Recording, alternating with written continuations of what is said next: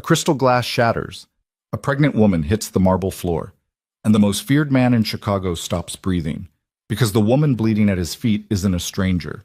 She's the widow of the man who died in his place. She ran for months, erased herself from every record, changed her name, swallowed her grief in silence. And somehow, impossibly, fate dropped her right back into his world. But what Damien Vale doesn't know yet is that her being here tonight was never an accident. Someone engineered this moment. Someone wanted him to find her, and that someone is already watching. If this story grips you, hit like right now and drop your city in the comments. I want to see exactly how far this story travels. Now stay with me, because this is only the beginning. Set. The glass hit the floor before anyone understood what had happened. 1 second, the Blackstone Lounge hummed with the low orchestral murmur of money and cigarette smoke and $2,000 bottles of wine being poured into crystal that probably cost more than most people's monthly rent. The next second, the music lurched to a halt. Not because the DJ stopped, but because the sound of breaking glass has a particular frequency that cuts through crowd noise the way nothing else does. Sharp. Conclusive. Final. Elena Voss heard the crash the same moment she felt the impact. Her tray had barely clipped the elbow of the woman in the silver gown. An accident, a stumble, the champagne flute toppling in what felt like slow motion, and then the world tilted sideways and her lower back connected with the marble, and her breath left her body in one strangled gasp, and she was on the ground, hands instinctively curling around her stomach before she even fully registered the fall. 7 months. She was 7 months along.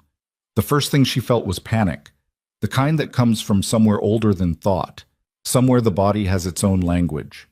Her palms pressed flat against the cold floor. She made herself breathe. She counted. The baby moved, a slow, rolling shift beneath her ribs, and she exhaled so hard her vision blurred. She was still alive. The baby was still moving. The second thing she felt was pain. Her hip had taken the worst of it. Her left palm was bleeding from a shard of glass. And above her, very close, a woman was speaking. "Are you serious right now?"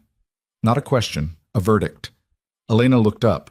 Brielle Ashcroft stood over her with the particular stillness of someone who had spent their entire life certain they were the most important person in any room they entered. She was 32, dressed in something that probably had a name Elena couldn't pronounce. And her gown, cream silk, floor-length, the kind of fabric that shimmers when it moves, had a wet champagne stain spreading from the hip down toward the hem. She was staring at it. Then she looked at Elena on the floor, and her expression shifted into something that was almost more frightening than rage. Contempt so pure it had no heat in it. "Do you have any idea," Brielle said slowly, "what this dress cost?" Elena opened her mouth. Nothing came out. Her hip was throbbing. She was trying to get her hands underneath herself to stand up. "Don't," Brielle said. Elena stopped. "I'm talking to you." Brielle crouched slightly, not to help, but to make sure Elena was looking at her. "You ruined a $40,000 dress. You're pregnant, which, fine, congratulations, but that doesn't make you immune to consequences. You were careless. You were slow. And now you are going to look at me and explain to me why I should not have your manager fire you this instant." "I'm sorry," Elena said. Her voice came out smaller than she intended. "It was an accident. I lost my balance. My hip. I don't care about your hip." The crowd around them had arranged itself into a loose ring. No one moved, no one spoke. A few people had their phones out and then put them away again, reading something in the atmosphere of the room that told them recording this would be a mistake. The lounge staff hovered at a careful distance. Elena could see Marcus, her shift manager, standing 15 feet away with his arms crossed and his jaw tight, doing the math on whether intervening would make things worse. He decided it would. He stayed where he was. Brielle straightened up and smoothed her ruined gown with both hands, an action so reflexive it was almost unconscious, and then she looked at Elena one more time with that flat, airless contempt. "Get up," she said. "Get your manager. And get out of my section." Elena got one hand under herself. Her hips screamed. The baby shifted again, lower this time, and something about the pressure made her breath catch in a way that frightened her more than the fall had. She was trying to stand without using her left hand because the glass had bitten into her palm and the marble beneath it was slick. She was almost upright, and then Brielle's hand connected with the side of her face. It wasn't a closed fist. Just an open palm, fast and hard, the kind of strike someone delivers when they have been raised to believe that certain people exist below the threshold where violence becomes unacceptable. The crack of it was loud enough that the woman closest to them actually flinched. Elena's head snapped sideways and she went down again, harder this time, one knee hitting the marble, her free hand barely catching herself before her face did. The room went absolutely silent. Not the polite quiet of interrupted conversation, something older, something that lives in the human body and activates when the air pressure changes in a way that says, something is wrong here, something dangerous is close. Elena stayed on the ground with her head down and her eyes closed and her hand pressed to her stomach. Her cheek burned. The baby was still. For 3 seconds, everything in the room was still. Then she heard footsteps. Not the nervous shuffle of bystanders deciding whether to intervene. These were different, deliberate, unhurried. The footsteps of someone for whom urgency would be weakness, who had learned long ago that the most frightening thing a powerful man can do is move slowly. She felt him before she saw him. The way the air in the room reorganized itself around whoever was approaching. The way people stepped back without being asked. The way the silence deepened instead of breaking. Then a hand appeared in her field of vision. Not reaching down to help her. Not yet. Just resting at knee height, palm open, waiting. She looked up. Damien Vale was not what most people imagined when they pictured a crime lord. He was 41, dark-haired, going silver at the temples. Built like someone who still did the physical work and kept himself in condition for it. He wore a charcoal suit with no tie.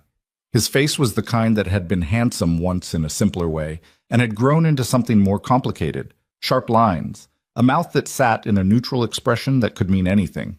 His eyes were the color of deep water, and they were fixed on Elena with an intensity that had nothing performative in it. He had gone pale. Not the paleness of shock. Something deeper. Something that moved through him like cold water through a crack in stone. Slow, unstoppable, fundamental. He knew her face. Elena stared at him and felt the floor tilt in a way that had nothing to do with her fall. She knew his face too. "Take my hand," he said.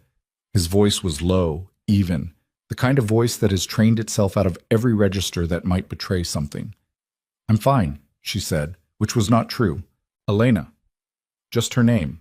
2 syllables, delivered with a precision that told her arguing would cost more than it was worth. She took his hand. He was stronger than he looked, or maybe she weighed less than she felt these days. He brought her upright with one smooth motion, one arm coming around her back to stabilize her, and for a moment they were close enough that she could feel the warmth of him and smell the faint trace of expensive soap and cigarette smoke that clung to his collar. She had forgotten that smell. She had not known she remembered it until this moment. She pulled back. He let her, but his hand stayed at her elbow. Brielle had not moved. She was watching the tableau in front of her with an expression that had gone from contempt through uncertainty and was now arriving, with evident displeasure, at something approaching concern. "Damien," she said. Her voice had changed. "I didn't know she was with—" "She's not with me." He looked at Brielle for the first time. He didn't raise his voice. He didn't need to. "Say that again. Slowly. Tell me what you were about to say." Brielle's mouth closed. "You put your hand on a pregnant woman," Damien said. "In my lounge. In front of 60 people." He paused. "Where is your father tonight?" The question landed like a stone in still water. Something rippled across Brielle's face that Elena didn't fully understand. Not just embarrassment, but something sharper. Fear, maybe. The kind that comes from somewhere specific. "He's at the fundraiser," Brielle said. "The harbor benefit." "Call him," Damien said. "Tell him to come here." "Damien, this was a misunderstanding. I didn't mean to—" "Call him." Still even, still quiet. Now. Brielle looked around the room for support and found none. The people who had been happy to orbit her 30 minutes ago had rearranged themselves with remarkable efficiency. She took out her phone. Damien turned back to Elena. Up close, his composure had a crack in it. Small, controlled, but she could see it. A slight tightening around his eyes. The way he was looking at her face like he was cataloging damage. "Your hand," he said. "It's not deep. Your cheek. I'm fine. Stop saying that. Not unkind. Just flat. Marcus." He raised his voice exactly 1 degree. The shift manager materialized from the edge of the crowd with the speed of someone who had been waiting for this moment. Get her coat. Call Reyes and tell him to bring the car to the south entrance. Do it now. Yes, sir. I don't need... Elena started. You took a fall at 7 months. His voice dropped, and for one fractured second something moved behind his eyes that was not the expression of a business owner or a crime lord or a man managing a situation. It was something rawer than that. You need to be looked at, not in an ER where anyone can find you, somewhere quiet. The way he said it, somewhere quiet, made the hair on the back of her neck rise. He knew she'd been hiding. He already knew. The car was a black SUV with tinted windows and a driver who had the physical build and conversational style of a man who had been professionally trained to notice everything and say nothing. His name was apparently Reyes. He held the door open, his eyes moving once across the parking lot in a sweep that was too practiced to be casual.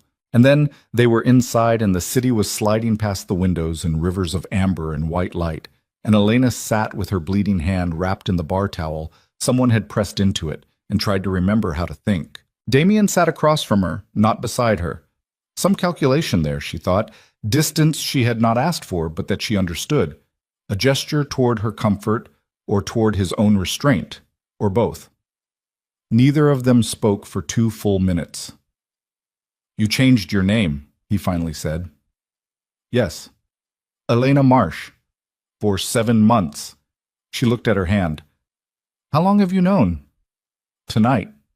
He paused. I didn't have anyone looking for you. I need you to know that. I don't know what I need to know from you right now. He accepted that without comment. Outside, Chicago moved past them. The lake somewhere to the east, invisible beyond the buildings, a cold, dark presence she had learned to feel rather than see since moving here. She had come to Chicago specifically because it was his city, which was the kind of decision that only made sense in the math of desperation. The logic being, the safest place to hide from a man's enemies is somewhere those enemies wouldn't dare look. She had been right, for a while. The clinic is on Michigan Avenue, Damien said. Dr. Soria runs it. She's good. She'll be discreet. I don't have insurance that covers... Elena. She looked at him. I'm not going to let you negotiate that sentence. She looked away. Outside, a bridge passed overhead. The city kept moving, indifferent. I'm not your responsibility, she said. No, he agreed. And then, but you were Adrian's wife. The name landed like the hand pressed flat against an open wound.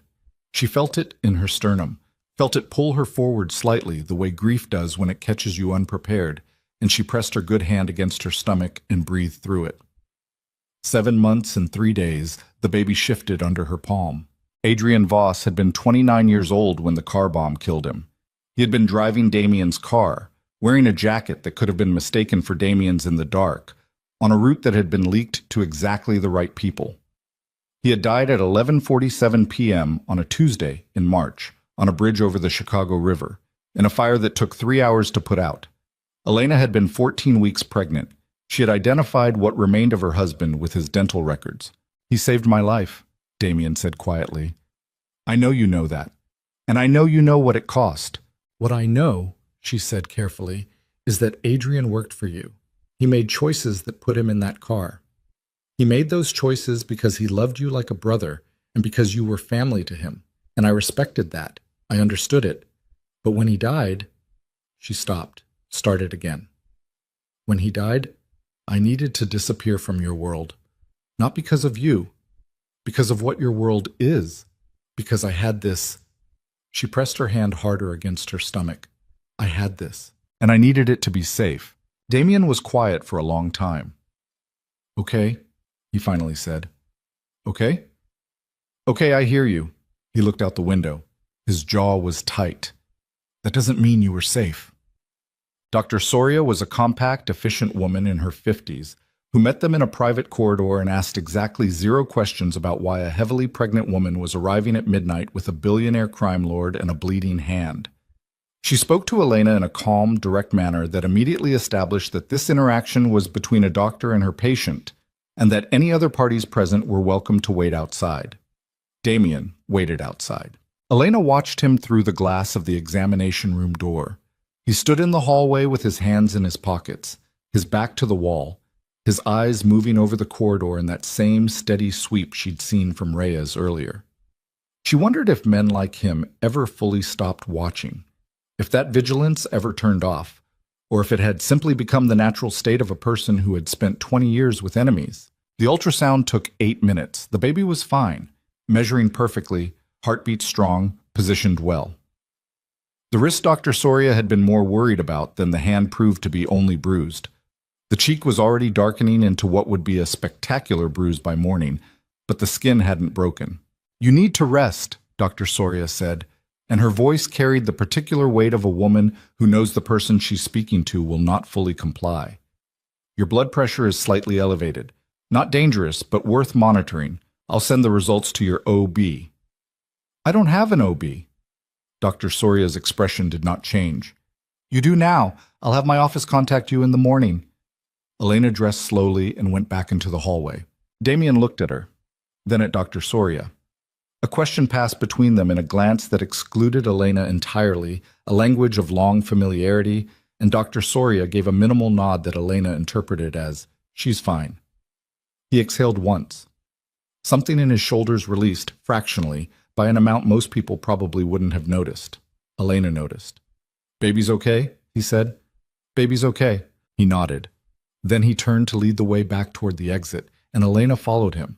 And it wasn't until they were back in the SUV moving through the late-night streets that she realized she had not asked where they were going. She asked. "My estate," he said. "You can have a room on the east wing.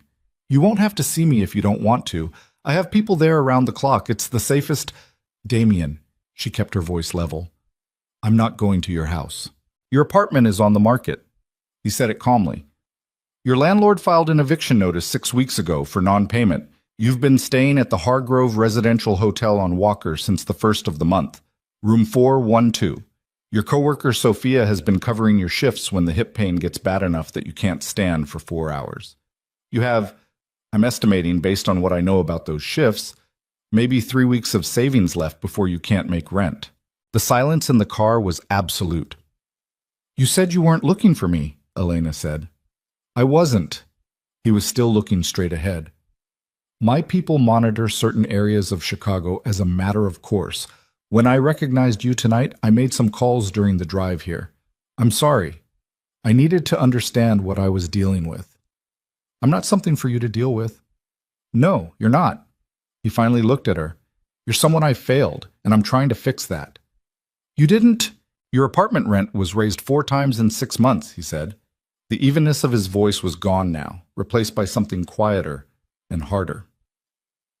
"The laundry on Paulina, where you used to work, burned down in October. Your friend Marcy's salon was hit with a health code violation in November and closed indefinitely. The temp agency you registered with in January, they lost their license. One after another, Elena. Every single foothold you had." She was very still. "That's not bad luck," he said. "What is it?" But she already knew. She could feel the answer moving up through her like cold water, filling spaces she hadn't known were empty. "Victor Moreau," he said. She knew the name. Anyone who had spent significant time in proximity to Damien's world knew that name, even tangentially, even through the careful omissions and half-sentences of a husband who tried to leave his work at the door. Victor Moreau ran the other half of Chicago, not the financial half, not the corporate-facing operations Damien had cultivated over 15 years. Victor ran the things that couldn't be made legitimate, the supply chains, the territories, the kind of business that left bodies. They had coexisted in a state of managed hostility for years, neither willing to move first, neither willing to cede ground. "He's been mapping you," Damien said, "not to hurt you, to find the right moment to use you." "Use me for what?" "For this." His voice was careful, measured. "For exactly what happened tonight. He needed me to find you in a vulnerable enough state that I couldn't walk away. He needed me to feel the obligation, because obligation makes people predictable, and predictable people make mistakes." Elena stared at him. "He engineered the whole thing," she said. "It wasn't really a question." "I think so. I don't have proof yet, but the pattern—" He shook his head. "This wasn't random. Brielle Ashcroft didn't wander into my lounge by accident tonight. What does Brielle have to do with her father? Damien said. Gerald Ashcroft. He paused. Outside, the lakefront was appearing through gaps between buildings, the black water of Lake Michigan visible in slivers between towers. Gerald and I had a business relationship, Damien said. Freight and shipping. His company moves cargo through 3 Great Lakes ports. Some of that cargo moves for me. It's a financial arrangement that benefits both of us. He stopped. Or it was. 4 years ago, Adrian flagged something. He thought someone inside our operation was leaking route information, security details, who was going where, when. He spent almost a year tracking it. Damien's hands, Elena noticed, had tightened on his knee. Not a fist, just pressure. He found it 3 weeks before he died. Car had slowed. They were at a light. The city hummed around them. Gerald was selling information to Victor, Damien said.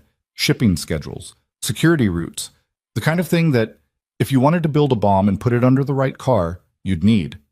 The light changed. The car moved. Adrian found the evidence, Elena said slowly. He brought it to me. We were going to confront Gerald. We agreed to do it together, the following weekend. He paused. Adrian was killed that Tuesday. The silence stretched. Someone told Victor that Adrian had the evidence, she said. Yes. Gerald. That's what I believe. His voice was stone. Gerald sold him the information that got Adrian killed, and then he sold him the security route for the car Adrian was driving that night, and he told himself it was business, and he went to whatever fundraiser he attends and shook hands with the mayor and went home to sleep. Elena was quiet for a long time. Why are you telling me this now? She finally asked. Because tonight changes things. He looked at her directly. Victor has been maneuvering towards something. Tonight may have been part of it, or it may have accelerated whatever he's planning. Either way, you're not safe at the Hargrove, and you were clearly not safe at the Blackstone. He paused. I need you somewhere I can protect you. And what do you need in return? It wasn't quite accusatory, but it wasn't nothing. Nothing, he said. Flat, final. She studied his face. He held still and let her. The room they gave her at the Vale Estate was on the second floor of the East Wing, overlooking a snow-dusted garden, and beyond a line of bare-branched trees, the dark edge of Lake Michigan. It was large without being ostentatious, furnished in clean lines and muted colors. Someone with taste had made decisions about this space without cluttering it. The bed was wider than her entire hotel room. A woman named Calla appeared with tea and a first aid kit, and the particular efficiency of someone who has handled stranger situations than this without commentary. She redressed Elena's hand. She asked if Elena needed anything else. Elena said no. Calla left. Elena stood at the window in the dark, with her hand on her stomach, and looked at the lake. She was trying to feel afraid. Fear was the rational response. She was in the home of a man who ran a criminal organization, a man who had just told her that her husband's death was not an accident so much as a transaction, a man who was looking at her with an expression she couldn't fully read and didn't know how to trust. But the fear wouldn't come, not fully. What came instead was something more complicated, a kind of terrible relief, the relief of a person who has been alone with something too heavy for too long and has finally set it down in a place where they can stop moving. She had been so tired. She pressed her forehead against the cold glass and let herself be tired for a moment. Just a moment. The baby moved, a small flutter, something gentle and persistent, and she straightened up. Downstairs she could hear the low murmur of voices. Damien and one of his people, probably. Something being arranged, plans being made. She had not planned to go downstairs. She had gone to find the bathroom and misjudged the layout of the East Wing and ended up in a corridor that opened onto a mezzanine overlooking the main floor, and she was standing in the dark without having announced herself when she heard the conversation below. 2 voices. Damien and a man she didn't recognize, or older, from the sound of him, sharp. Moreau's people were already outside the lounge tonight, Damien, not watching, waiting. I know. If Brielle had not caused the scene when she did, if you hadn't gone to her, I know, Damien said again. Something in his voice had changed from the careful composure she'd heard in the car. This was different, harder, stripped of the management that he'd maintained in her presence. They would have had her before she made it to the parking lot. Kidnap? A pause. I don't know if they would have stopped there. The silence after that was the kind that has weight to it. So the scene was staged, the older man said. Brielle didn't know it. Victor knew her father, knew she'd be there, knew how she behaves in those spaces. He set the conditions and let her volatility do the rest. And then he expected you to do exactly what I did. Something like a dry, humorless exhale. He expected me to find her, take her somewhere safe, become invested, and then he uses that to maneuver me. He's creating a pressure point. Because of Adrian. Because of Adrian. Another pause. She knows about Gerald, the older man said. Not a question. I told her tonight. Was that wise? Silence. Probably not, Damien said, and then, more quietly, in a register she had not heard from him before. She has a right to know why her husband died. Elena stood in the dark corridor with her hand pressed flat against her sternum and felt something shift in her chest with the slow grinding weight of continental plates. She had been running from Damien Vale for 7 months, through grief and pregnancy and poverty and the kind of desperate exhaustion that hollows you out from the inside. She had been afraid of his world, of what it would ask of her, of what it would cost. She had never considered that the danger she was running from was not him, that it was already waiting for her outside every door she had thought was safe. She went back to the room. She lay down on the wide bed in her clothes and stared at the ceiling and listened to the sound of the lake outside. Distant, constant, indifferent to everything that had happened tonight and everything that was still coming. Her cheek still ached where Brielle's palm had connected. Her hip was a dull, steady burn. Her hand throbbed beneath the bandage. And beneath her ribs, slow and steady, the baby moved. Adrian's son. She was certain it was a son. She had not confirmed it, had refused the gender reveal as a form of superstition she couldn't quite name, but she knew. The same way she had known Adrian was in trouble in the weeks before his death. Something wordless and cellular, information her body held before her brain could process it. She was carrying Adrian Voss's son into a war she had only just begun to understand the edges of. She closed her eyes. In the morning, she told herself.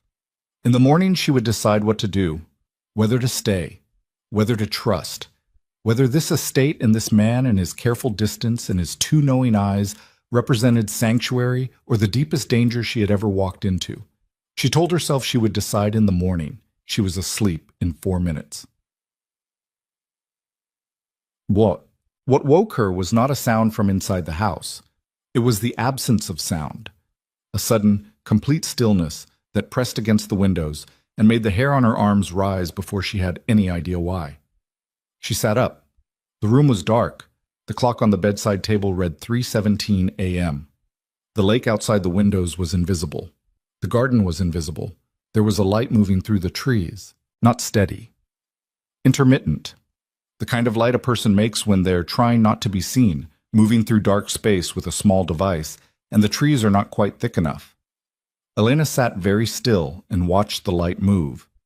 Then she heard from somewhere below her, through the floor, through the walls, conducted by the bones of the building, the crisp 3-syllable burst of what she knew, without ever having heard it before in her life, was a radio being keyed. Someone was outside, and someone inside the house already knew. She was reaching for the lamp on the bedside table when her door opened.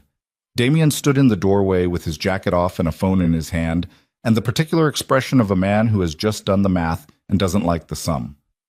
"Get dressed," he said. We're moving you to the interior rooms. Now." He held the door wider. His eyes moved to the window. "Don't turn on the lamp." Elena swung her legs off the bed. "Damien." Her voice was steadier than she felt. "Tell me what's happening." He looked at her for a long moment across the dark room. "Victor's people aren't outside the Blackstone Lounge anymore," he said. The cold started somewhere at the base of her spine and moved upward. "They're outside this house," he said. The hallway outside her room was already different. Elena noticed it before she fully registered what she was seeing. 2 men who had not been there when she'd gone to bed, positioned at either end of the corridor, with the particular stillness of people who had been trained to become part of the architecture. Not pacing, not checking phones, just present-oriented, their attention distributed across every angle, the way water distributes across a surface it's filling. One of them glanced at her as Damien moved her out of the doorway, and then looked away, because she was not the threat he was monitoring. Damien kept his hand at the small of her back without touching her, close enough that she could feel the heat of it, guiding her direction without contact. She registered the precision of that, the care in it, and filed it somewhere she didn't have time to examine. "Interior staircase," he said quietly. "Third door on your left." She found it. He was one step behind her the whole way. The room they moved her into was on the first floor. No exterior windows, which should have felt more frightening and instead felt like the first breath she'd managed to take fully since waking. There was a couch, a table with a lamp already on. A woman Elena hadn't met before sat in the corner with a laptop and headphones around her neck, looking up when they entered with the flat, assessing gaze of someone who classified people by threat level as a professional habit. "Reyes has eyes on the east perimeter," the woman said without preamble. "Two confirmed, possibly a third at the service entrance." "Weapons?" "One visible. The third position is dark, no visual confirmation yet." Damien nodded once. "Tell Reyes nothing moves until I say." "He knows." Damien looked at Elena. She was standing in the middle of the room with her arms crossed over her stomach. Not a defensive posture, just pressure. The instinct to keep her hands close to the baby. He registered it. Something moved across his face and was gone. "Sit down," he said. "I'm fine standing." "Elena." The same flat delivery he'd used in the car. Not a request exactly, more like a door that only opened one way. She sat. He pulled a chair to face her and sat in it, forearms on his knees, hands loosely linked.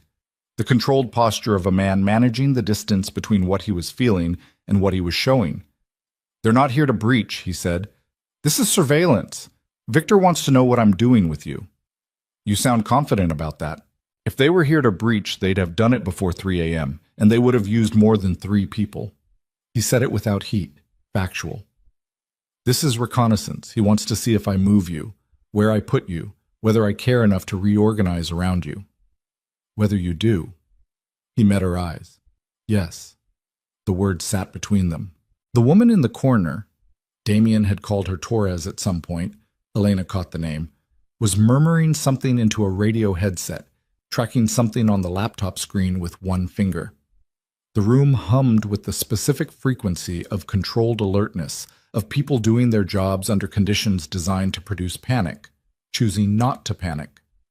Elena watched Damien's hands. They were very still. "You're going to do nothing," she said. "You're going to let them watch. For tonight. And tomorrow?"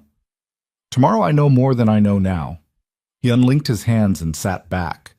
"Victor wants a reaction. I'm not going to give him one on his timeline." She studied him. The lamp threw shadows across the lines of his face. He looked tired, not physically, exactly, but the kind of tired that lives deeper than the body. The kind that settles into a person when they have been managing impossible things for too long and have become so good at it that most people can't see it. Adrian had spoken of him in exactly those terms, once.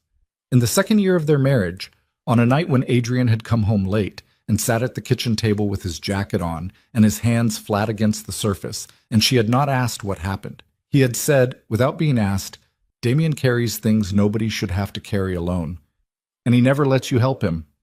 She had thought about that sentence many times since March. "I want to know something," she said. "Ask it." "The night Adrian died." She kept her voice level. It cost her. "You knew it was supposed to be you in that car." "Yes." "Did you know before or after?" The question settled into the room like a stone into deep water.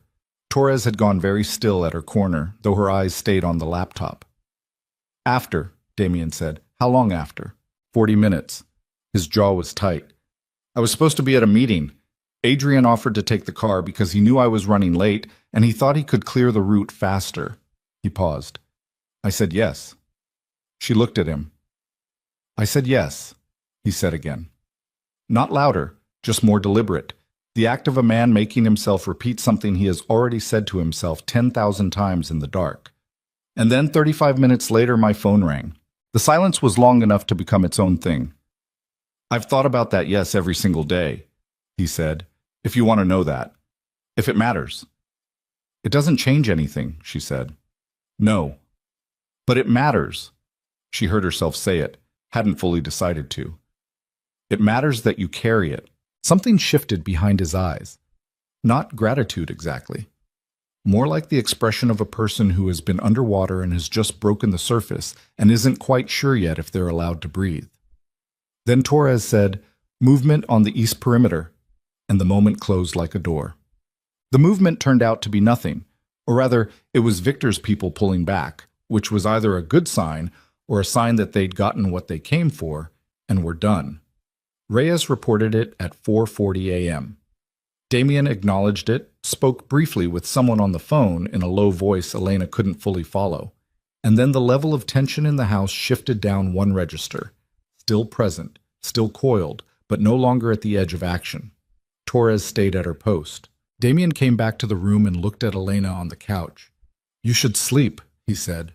"I won't." "I know." He sat back in the chair. "Then just rest." She adjusted her position on the couch, tucking her legs up as best she could at 7 months, which was a considerable engineering challenge. He watched her do it with an expression she didn't have the energy to analyze. Then he looked at the wall. They stayed like that for a while.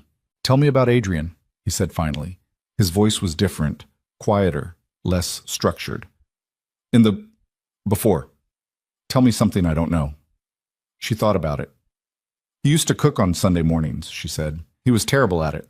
He knew exactly one recipe and he made it every week regardless of what we had in the kitchen. Eggs, whatever vegetables were going bad, hot sauce. He called it a frittata. It was not a frittata." She heard something shift in Damien's breathing.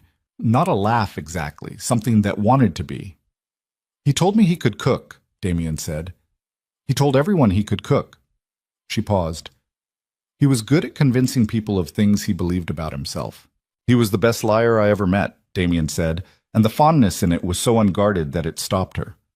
"I mean that as a compliment. In this work, the ability to make someone believe you completely, it's everything. Adrian could walk into a room full of people who had every reason to distrust him and leave with all of them thinking he was their oldest friend." "I know," she said. "He did it to me first." Damien looked at her. "We met at a courthouse," she said. "He was there for reasons he didn't fully explain. I was there for a parking dispute. He convinced me the parking dispute wasn't worth my time and that I should come get coffee instead. I did. I was 24 and I thought he was the most—" She stopped. "I thought he was the most certain person I'd ever met. Like he'd already decided every important question and the rest was just details." "That was real," Damien said. "That wasn't performance." "I know," she said again, more quietly. The lamp flickered once. Somewhere in the house, something settled. Timber or pipes, the organic sound of an old building breathing. "He would have been a good father," Damien said. She pressed her lips together and looked at the ceiling. "Yes," she said, "he would have." Morning came in increments, gray light pressing at the edges of a door that had no windows. Torres changed shifts with a man Elena hadn't met, compact and quiet, who positioned himself in the corner with the same professional absence of his predecessor. Coffee appeared from somewhere.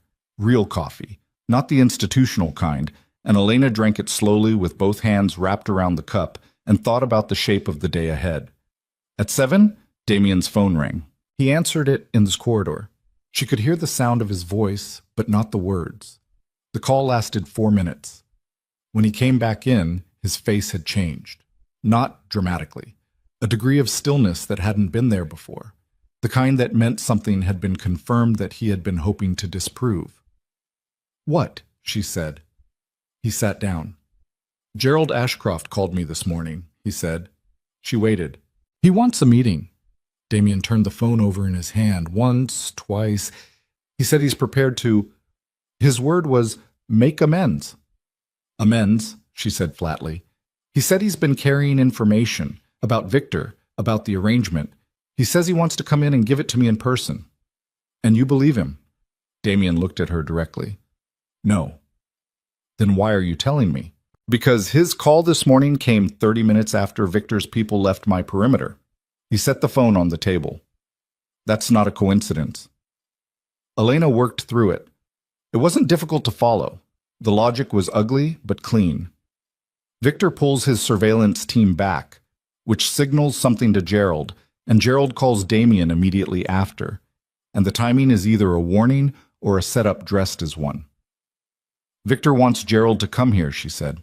Or Victor wants me to go to Gerald. He rubbed the back of his neck. Either way, Gerald is the next move on the board. What are you going to do? I'm going to meet him. He said it before she could argue. Not here. Not on his ground. Somewhere I control. He could be. He is. He's absolutely carrying information. The question is whose information?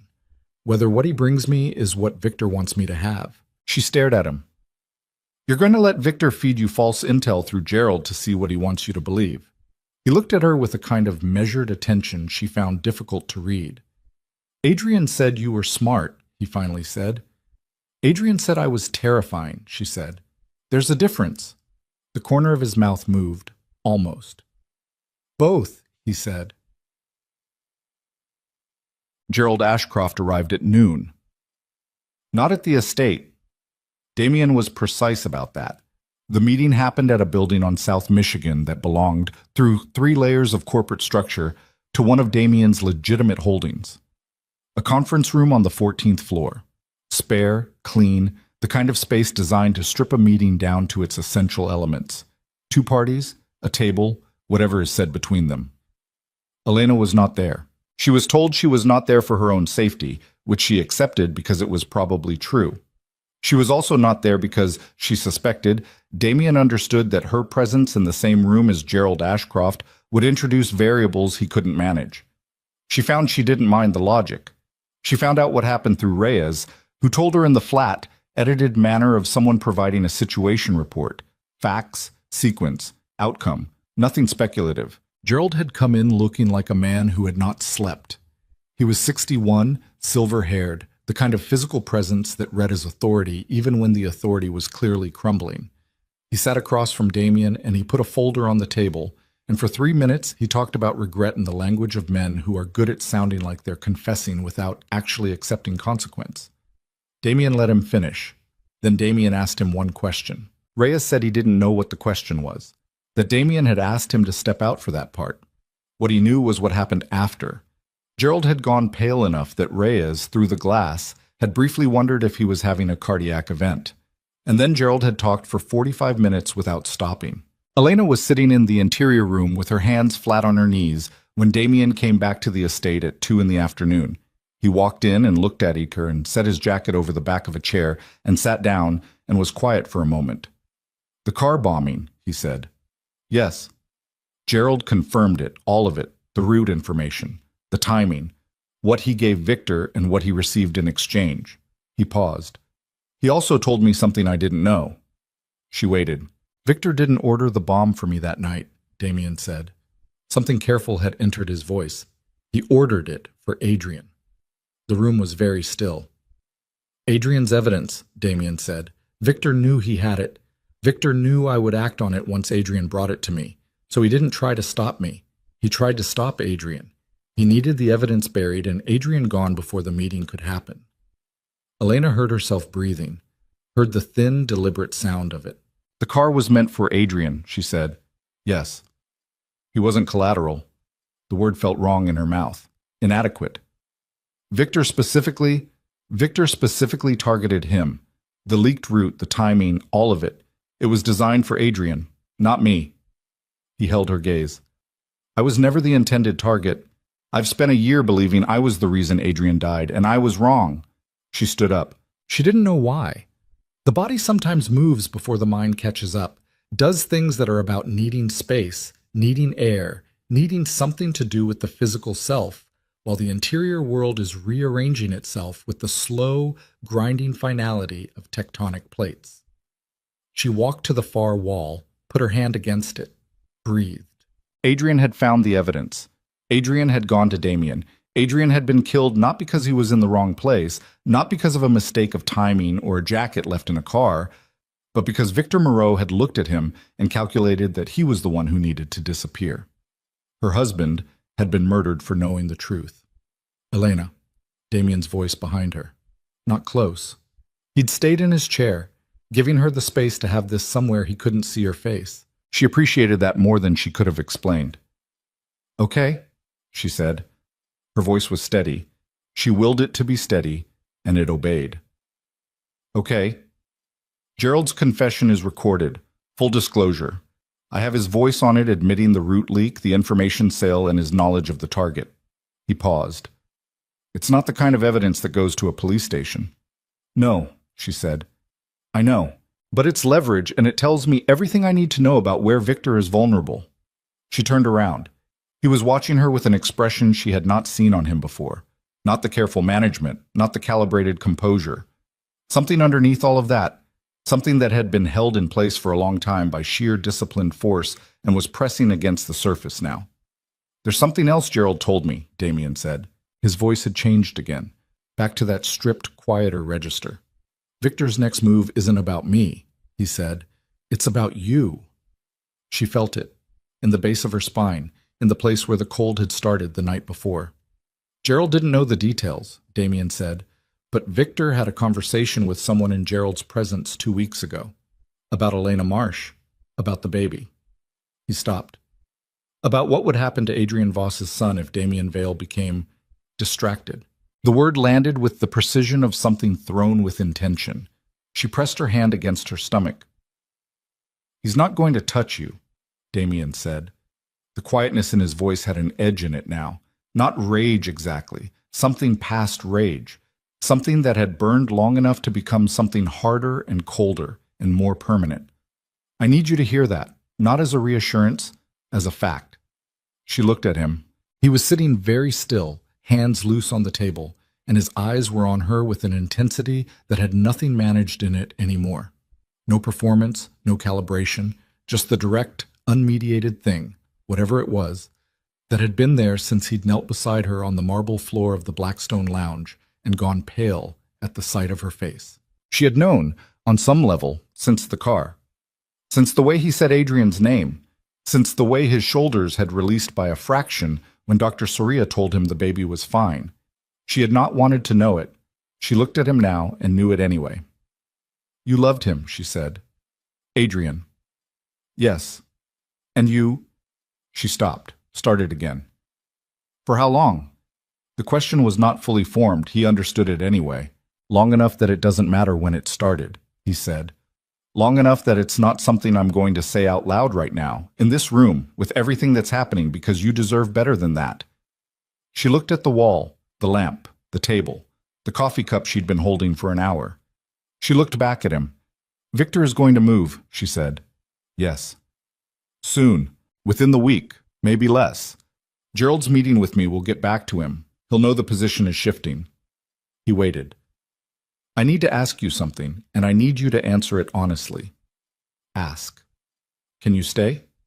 His voice was very quiet. Not because I'm asking you to trust me, not because you owe me anything, but because leaving right now, going anywhere on your own, is the most dangerous thing you could do. She thought about the hotel room on Wacker, the lock that rattled, the paper walls, the savings she had enough of for 3 weeks. She thought about 7 months of running, erasing, surviving alone.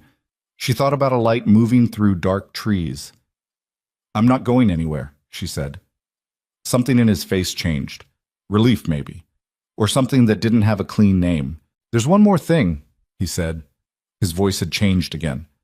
Back to the operational register, but with something strained underneath it, like a beam that's holding weight it was not designed for. Torres ran a full trace on Gerald's timeline tonight, going back further than the bombing, further than Adrian. How far back? 18 months before Adrian found the evidence. He picked up his phone, set it down again. Gerald wasn't just selling shipping route information, Elena. He looked at her steadily. He was the person who introduced Victor to the 3 men who built the bomb. She stared at him. He didn't just leak the route, Damien said. He sourced the weapon. The silence that followed was the kind that restructures the room around it. Everything the same and nothing the same. She sat back down on the couch. Her hip ached, her cheek ached. The baby moved low and slow beneath her ribs. He built it, she said. The words felt strange in her mouth. Gerald Ashcroft built the thing that— He built it, she said. The words felt strange in her mouth. Gerald Ashcroft built the thing that killed my husband. The sentence completed itself in the air between them and stayed there. Damien didn't look away from her. He held her gaze with the particular steadiness of someone who has delivered bad news before and has learned that flinching from the aftermath is a form of cowardice. He let her have the full weight of it, didn't try to soften the edges or redirect toward what came next. She sat with it for a long time. Her hands were very still on her knees. The baby had gone quiet, that deep, oceanic stillness of a child in sleep, unaware of everything accumulating in the room above it. She was aware of her own breathing, the slight unevenness of it, the way the air felt thicker than it had 60 seconds ago. "Where is he now?" she said. "Downstairs, in the secure room." She looked up. "You brought him here." "He came willingly." Damien's voice was flat. "He thinks cooperation buys him something." "Does it?" A pause that was not quite an answer. "Damien." Her voice had an edge in it she hadn't planned. "Does it buy him something?" "It bought him tonight," he said. "What it buys him after that depends on what else he knows." She stood up for the second time in 10 minutes. This time she didn't go to the wall. She stood in the center of the room with her arms at her sides and looked at him with an expression that she could feel on her own face. Something that had moved past grief and was now operating in a register she didn't have a prior name for. Something colder than anger, more structural. "I want to talk to him," she said. "No." "Damien." "Elena." He stood too, and the room suddenly felt smaller. Not threatening. He wasn't moving toward her, just present, full height. "I understand why you want that. I'm telling you it's not going to happen tonight. Source the bomb that killed my husband.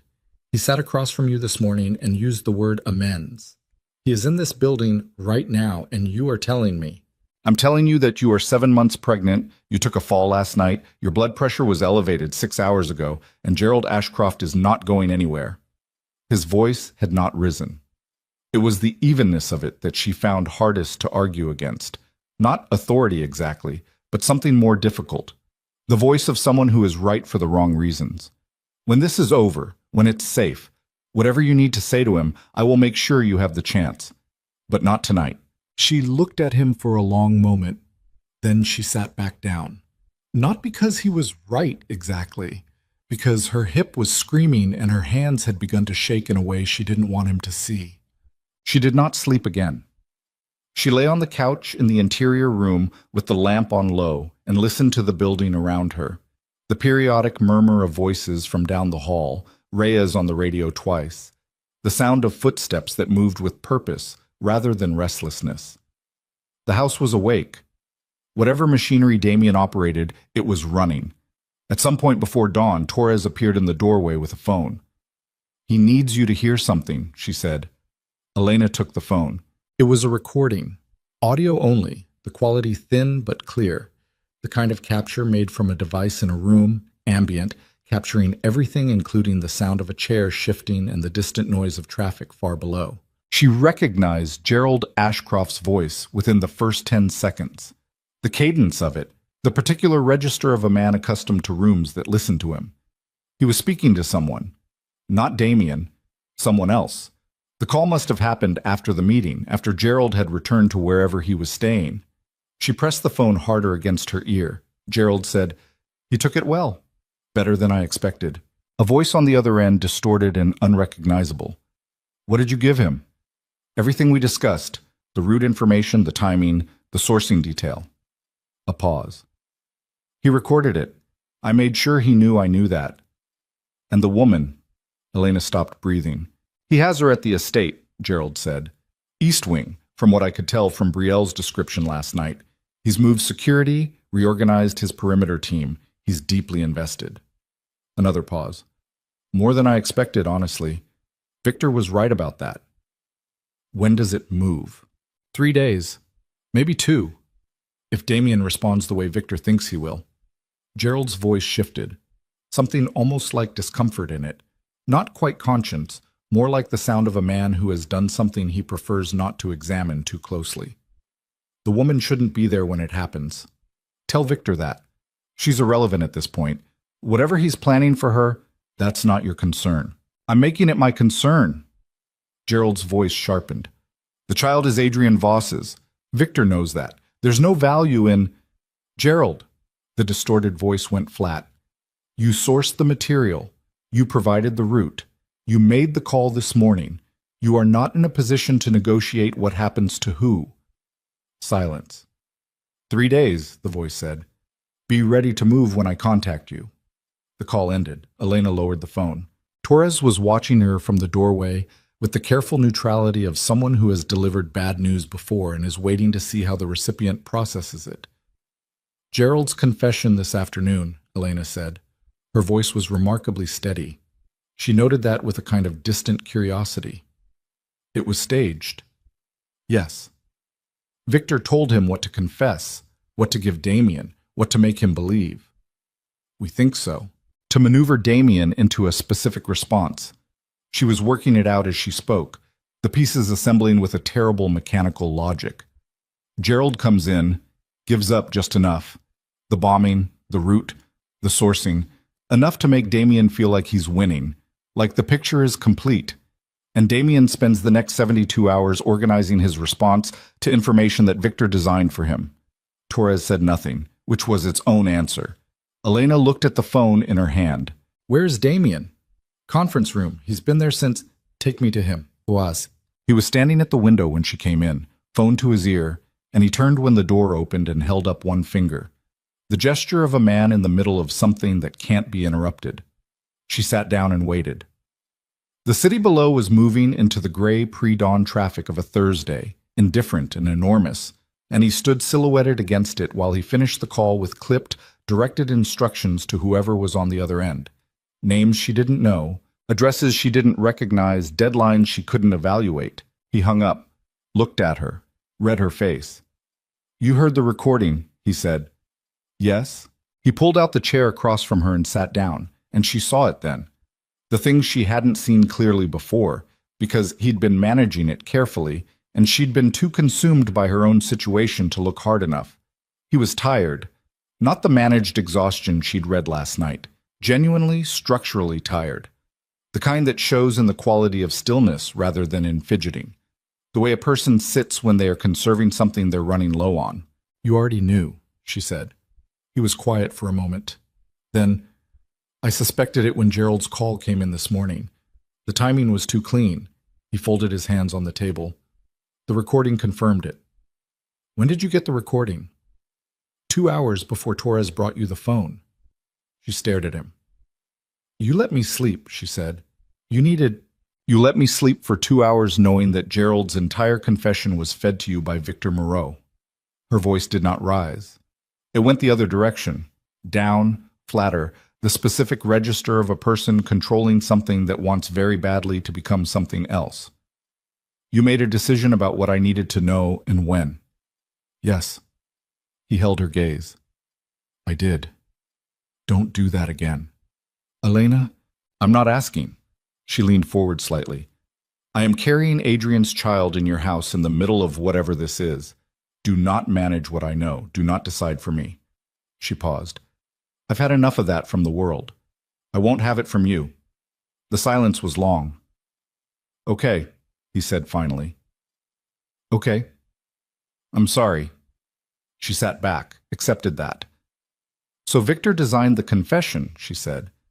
What does that mean for what you were planning?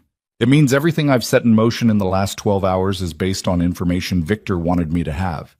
He turned his phone face down on the table. A gesture of focus, she was learning. What he did when he was thinking without the performance of thinking. Financial investigators, I called this morning. The moves I've made on Gerald's holdings. All of it is visible to Victor. All of it is the response he wanted. Then stop. I can't stop. Stopping is also a signal. Then what? She watched his face. If everything you do is being read, if Victor has Gerald inside your response, what do you have that he doesn't know about? He looked at her. She felt something shift in the quality of his attention, the way it focused. There's one thing Gerald doesn't know, Damien said slowly. One piece of information that never went through Gerald's channel, that Victor can't have. What? There's a man inside Victor's operation. Has been for 14 months. He said it carefully. The way you say something you have kept very close for a very long time, and the act of speaking it aloud feels like a physical release. Victor doesn't know he exists. Gerald doesn't know he exists. Adrian knew. He was the one who found him, made the first contact. It was the last thing he set up before he died. The breath she took in was slow and controlled. Adrian found an asset inside Victor's organization, she said. Yes. And he never told you. He was being careful. He didn't want to expose the contact until he had proof of the bombing chain. The contact was the insurance policy. Adrian was going to use him to get the final evidence and then bring both to me at once. He stopped. He ran out of time.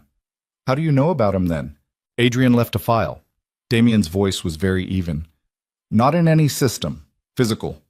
Handwritten. He gave it to his attorney with instructions that it be delivered to me if he died under violent circumstances. A pause that lasted long enough to become something. It arrived in April. She closed her eyes. Adrian had been dead for 3 weeks by April. She had been in a hotel room in Milwaukee with her hair cut short and a name she'd found on a rental application form left by a previous tenant. She had been eating crackers and watching the ceiling and trying to remember how to want things. And somewhere in Chicago, a file in Adrian's handwriting had been delivered to Damien Vale. She opened her eyes. You've been running this asset for over a year, she said, carefully, slowly. Victor can't know he exists. And if you activate him now, if I activate him now, I burn him. Victor will find him within days. He dies. The flatness of his voice on those 2 words, the weight carried under them. But if I don't activate him now, Victor moves in 3 days and I'm operating blind. She understood the calculation. She hated the calculation. What does this person know, she said. Everything. The structure of Victor's operation from the inside, safe houses, supply chains, the financial routing. He paused. And who else is on Victor's payroll? Who else? She said it slowly. That's what I don't have yet. He looked at her steadily. Gerald is compromised, obviously, but Gerald is not sophisticated enough to be Victor's only access point into my organization. There's someone else, someone closer. She felt it again, that cold rising thing. Someone in your organization, she said. Yes. Someone who knew you'd be at the Blackstone Lounge last night. Yes. Someone who knew the route the night Adrian... She stopped. He said nothing, which meant yes. The room was very quiet. She thought about the night in March, Adrian taking the car, the route that had been leaked to Victor with enough specificity to place a bomb in exactly the right location at exactly the right time. The kind of precision that required current operational information, not old data, not structural knowledge, but the specific details of a specific night. Someone who knew Damien's movements. Someone inside. You have a name, she said. I have a suspicion. His jaw was tight. I've had it for months. I couldn't move on it without proof. Without proof, it destroys everything. The trust of every other person in this organization, the operational structure, everything. He looked at her. And if I'm wrong, I've destroyed something I can't rebuild. Who is it? He was quiet for a long moment. Then his phone buzzed on the table. He looked at it. Something crossed his face. Fast, controlled, but she caught it. A contraction of the features so brief it was almost subliminal. Almost. He picked up the phone, read whatever was on the screen, set it down. Victor's moved his timeline, he said. His voice had gone to somewhere she hadn't heard it before, stripped of everything. It's not 3 days. She stared at him. Torres just intercepted a communication from one of his relay points. He stood up. He's moving tonight. Tonight? Within hours. He was already moving toward the door. I need you to stay in this room. I need you to not move, not open the door for anyone except Reyes or Torres, and I need you to... Damien! She stood up. Her hips screamed. She ignored it. Who's the person inside your organization? He stopped at the door, turned back. And the expression on his face, she had seen grief before. She had seen it in mirrors for 7 months. She knew what it looked like in all its variations. But the specific version she saw on his face in this moment was one she had not seen before. The grief of someone who has just been handed proof, of something they have been hoping against all evidence was not true. Reyes just sent me a timestamp, he said quietly, from the night Adrian died. A keycard log from our security system. He stopped. Someone accessed the root server at 9:47 p.m. that Tuesday, pulled the scheduled path for Adrian's car. Who? He looked at her. Reyes, he said. The name landed in the room, and Elena felt the floor shift beneath her feet in a way that was not physical, or was. She couldn't separate them in this moment, the body registering what the mind was still processing, the blood dropping from her face the same way the realization was dropping through her chest. Reyes, who had swept the parking lot last night with the practiced ease of someone who knew exactly what they were looking for, who had driven them to the clinic and positioned them perfectly in the south entrance corridor, who had reported the east perimeter clear at 4:40 a.m., removing the alarm that had kept them on high alert. Who knew exactly where Elena was in this house? Who knew exactly where Damien was in this building, right now, at this moment, because he had just sent the keycard timestamp directly to Damien's phone. He sent you that timestamp on purpose, she said. Her voice was very quiet. He wanted you to see it. Damien's face had gone to stone. He's telling you where he is, she said. He's telling you he's ready. And then from somewhere below them, deep in the bones of the building, in the direction of the secure room where Gerald Ashcroft had been placed, came a sound that was not loud, not dramatic, not anything like what Elena had imagined violence sounded like. Just a single flat concussive crack, followed by silence. The kind of silence that comes after a sound and is different from the silence that precedes it, denser, more deliberate, carrying the weight of whatever the sound has ended. Damien was through the door before Elena had fully processed what she'd heard. She was 2 steps behind him before she'd made a conscious decision to move, her body operating on something older than thought. And then his hand was on her arm. Not rough, but absolute. Stay here. That was a gunshot. Stay here. His eyes were on the corridor. Lock the door behind me. Do not open it. Damien. He looked at her. 1 second, direct, unmediated, carrying something she didn't have time to name. Then he was gone. She stood in the empty conference room for approximately 4 seconds.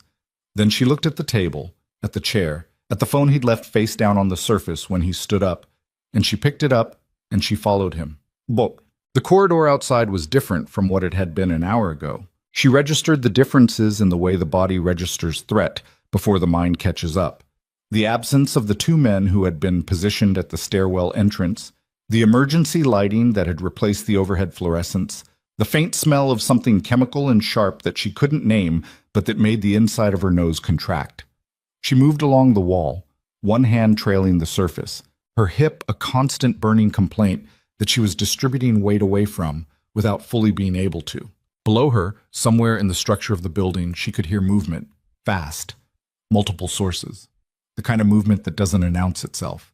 She found the stairwell, started down. She was 3 steps from the bottom when she heard Damien's voice, clipped, directed, coming from the left, and then another voice overlapping it, and then a third that she didn't recognize, and then a sound that was not a gunshot but something related to it, a door being breached, and the controlled chaos of people moving in a space with a purpose she could only partially read from the audio. She reached the bottom of the stairs. The secure room was at the end of a short corridor, its door standing open at an angle that meant it had been pushed hard from the inside. 2 men she didn't recognize were on the floor of the hallway, not visibly hurt, zip-tied at the wrists, which told her Damien's people had moved faster than Victor's people had expected. Gerald Ashcroft was not in the corridor. Damien was standing at the entrance to the secure room with his back to her, and as she came around the angle of the door frame, she saw why. Gerald was in the room. He was alive. Reyes was not. He was on the floor near the far wall with 2 of Damien's men standing over him, his hands behind his back and his face against the concrete, and he was breathing. She could see his back moving, but he was very still in the particular way of someone who has made an assessment of their situation and understood that movement would make it worse. There was blood on the floor near the door, not a pool, a smear, the kind left by someone who had been hit while moving, not Gerald's, not Reyes's. She scanned the room. Torres was against the right wall with her left hand pressed against her upper arm and her right hand still holding her radio, and the expression on her face was the flat, concentrated look of someone managing pain by refusing to give it priority. "Torres?" Elena said. "I'm fine." Torres's voice was even, through and through. "It's not deep. Sit down." Sit down." Elena crossed to her because the training that had made her a capable nurse before the pregnancy, before the marriage, before everything had not gone anywhere, it had just been waiting, and she took Torres's wrist and moved her good hand away from the wound and looked at it. Clean entry, controlled bleed.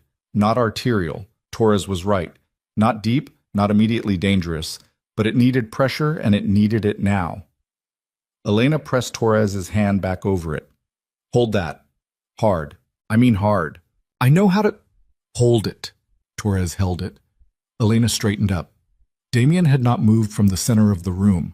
He was looking at Reyes on the floor, and the expression on his face was the one she had seen in the conference room. The grief that had an edge of something past grief in it. Something that had already made its decision. "How long?" he said. His voice was very quiet. Reyes turned his head slightly. His face was bloodless. He had the look of a man who has run the numbers and knows what they add up to. "Damien, how long have you been feeding him information?" Reyes was quiet. "How long?" Still quiet. Still even. Still somehow more frightening for it. 14 months, Reyes said. The number landed in the room like something physical. Damien absorbed it without visible reaction, which was its own kind of reaction. "Before Adrian found the leak," Damien said. "Yes." "You knew Adrian was looking?" "Yes." "You told Victor he had the evidence?" Silence. "Reyes." Damien crouched, not close enough to touch, just reducing the distance, eye level. "You told Victor that Adrian had found the evidence. It wasn't supposed to go that far." Reyes's voice had cracked somewhere in the middle of the sentence. "Victor said he was going to move Adrian out of the picture, relocate him, get him out of Chicago. He said, Damien's voice didn't change. "You believed him." You believed Victor Moreau when he told you Adrian Voss was going to be relocated." The evenness fractured, just slightly, just at the edge of it, like a hairline crack appearing in stone. "You believed that." Reyes had closed his eyes. "What did he give you?" Damien said. "For 14 months. What was worth it?" "My brother has a debt," Reyes said, very quietly, almost inaudible. "A bad one, the kind that people come to collect. Victor said he'd cancel it, said he'd keep us both." "Stop." Damien stood up. He stood very still. "Don't." Reyes went quiet. Damien turned away. He turned toward the door and he saw Elena standing in the door frame, and something moved across his face. Not surprise, he'd probably known she was there, something that was harder to name. The expression of a man who did not want her to see this and understands that he no longer gets to control what she sees. She looked at him. He looked at her. "Victor's people are in the building," he said. Not the emotional conversation, the operational one. Back to the register he needed to be in. Reyes sent the access signal when he discharged the weapon. It was the breach indicator. Tells Victor's team the perimeter is open. He moved toward the doorway. "We have maybe 4 minutes before the East Service entrance gets hit." "How many?" "Unknown." He looked at the 2 men standing over Reyes. "Cuff him to the pipe. Don't leave him." He looked at the other 2 men in the corridor, still on the floor. "Bring those 2 into this room. Lock it from the outside when you leave." He looked at Gerald. Gerald Ashcroft had not moved from his position in the corner of the room. He was sitting in a chair with his hands in his lap, and the particular stillness of a man who has spent the last 20 minutes watching events accelerate past the point where his participation matters, and has decided that the safest approach is to become furniture. "Gerald," Damien said. Gerald looked at him. "You're going to stay in this room. You're going to be very quiet. And when this is over, you and I are going to finish our conversation." He paused. "All of it. The parts Victor told you to give me, and the parts you're still holding." Gerald nodded. Small. Quick. Damien turned to Elena. "I need you on the 3rd floor," he said. "Interior room, north side, no exterior walls. I'll have 2 people with you." "I'm not going to sit in a room." "Elena." I was a trauma nurse for 4 years. She said it calmly. Torres is losing blood. At least 2 of your people are going to need attention in the next 20 minutes. And you don't have a medic on site tonight because Reyes handled personnel scheduling, and Reyes has been working for Victor for 14 months. She met his eyes. Put me somewhere I can be useful, or I'll find somewhere myself. He looked at her for 3 seconds, which was a long time given what was coming through the East Service entrance. Second floor, he said. The clinic room on the North Corridor. It's stocked. Torres goes with you. Torres needs stitches. Torres is going to have to wait 20 minutes for stitches. He was already moving. Can she wait 20 minutes? Elena looked at Torres, who had stood up from the wall and was holding her arm with the expression of someone deeply insulted by the implication that she could not wait 20 minutes. She can wait, Elena said. Damien nodded once, and then he moved, and his men moved with him, and the corridor shifted from a scene of aftermath into something with forward momentum, and Elena put her hand on Torres's good arm and guided her toward the stairwell. The clinic room was exactly what he'd said. A converted office with a lockable door and a medical supply cabinet that someone with genuine knowledge had stocked with the items an organization like Damien's would actually need. Not the decorative first aid kit of a corporate office. Gauze, suture kits, lidocaine, surgical scissors, wound wash, blood pressure cuff, pulse oximeter. Someone had thought about this carefully. Elena thought about who exactly had handled medical supply ordering and decided not to complete that thought. She worked on Torres in focused silence, the older woman sitting backwards on a chair with her jacket off and her arm extended, watching Elena's hands with a professional assessment that eventually softened into something more like trust. He's going to be all right, Torres said. Not a question. I don't know that. He always... Torres. Elena tied off the first layer with a precision that made Torres exhale sharply. I've known him for approximately 36 hours. I don't have a basis for always. Torres was quiet for a moment. Adrian talked about you, she said. Elena's hands continued moving, steady. He talked about you the way people talk about something they've decided they don't get to have, Torres said. Not sad about it, just factual, like he'd put it in a box and labeled it and put the box on a high shelf. A pause. He was a good man. Yes, Elena said. He was. Damien hasn't... Torres stopped, reconsidered. In the time I've worked for him, there's been no one. I want you to understand what I mean when I say that. No one. Not because he hasn't had the opportunity, because he decided something a long time ago, and he's been very disciplined about it. Torres. I know what you're doing. Elena secured the final layer of bandaging, and I appreciate it, but this is not the moment. Below them, something happened. Not the single concussive crack of before. This was different. Multiple sounds, in rapid enough succession that they blurred at the edges, and then voices raised in a way that wasn't quite shouting but was close, and then the particular sound of impact, something large and controlled meeting something that resisted it. Elena and Torres looked at each other. Elena crossed to the door, pressed her ear against it, heard footsteps, running, overhead, on the floor above them. Then silence. Then more footsteps, slower this time, deliberate. Her phone, Damien's phone, still in her pocket, buzzed. She pulled it out. A text from a number she didn't recognize that read, East breach contained. 2 down on their side. Nolan has a graze. She read it again. Then another. Vale is with Moreau. She stopped breathing. She read it a 3rd time. Vale is with Moreau. Not Victor's people. Victor himself. She turned to Torres. He's here. Torres stood up from the chair with her bandaged arm and her jacket off and her radio in her good hand. Where? I don't know. She looked at the phone. Whoever sent this, they're tracking him. She pressed a response. Where? The reply took 11 seconds, felt like longer. Sublevel, parking structure. He went down alone. Alone. Elena looked at the door. Don't, Torres said. He went down alone. He knows what he's doing.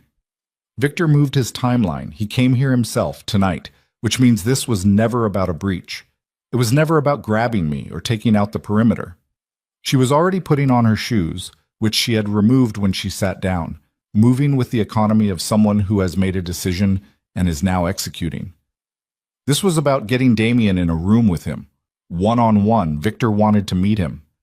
That doesn't mean 14 months of access to Damien's operation, Torres. 14 months. Victor doesn't need to blow the building. He needs 5 minutes alone with Damien Vale and whatever Victor knows and whatever leverage Victor has built from 14 months of Reyes feeding him information. She stood up.